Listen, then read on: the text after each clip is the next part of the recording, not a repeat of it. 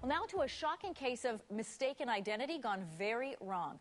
Vancouver police have some explaining to do after arresting the wrong man. They have issued an apology, but the victim says that is not enough considering what he went through. Mi-Young Lee has that story from Vancouver.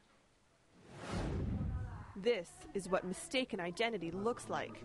Police were called to this house after a woman called saying she was being beaten by her husband and feared for her baby. It was just after 2 a.m. Yahweh Wu was asleep in his bed when he heard a loud pounding on the door. He looked through the peephole. The two men identified themselves as police. And the minute he opened the door, without any explanation, they kicked the door, pulled him out, and bashed him.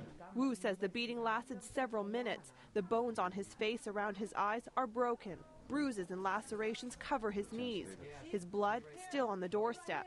Wu doesn't speak English, and he says the police didn't care. He didn't fight back, he says, because the officers had guns.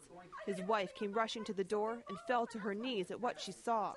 I sit down, and the hand were all over the head, the bleed. And I just yelled, call the police, call the police. He said, I am the police. Okay. I have nothing to say. I'm the police. They sit down. Call the ambulance. Call the ambulance. I said, I did. Okay. I don't trust them. I just point again. It's unclear how long it took for police to realize they'd banged on the wrong door and roughed up the wrong man. It was Wu's tenant in a separate suite they were after. He was arrested once they realized the mistake.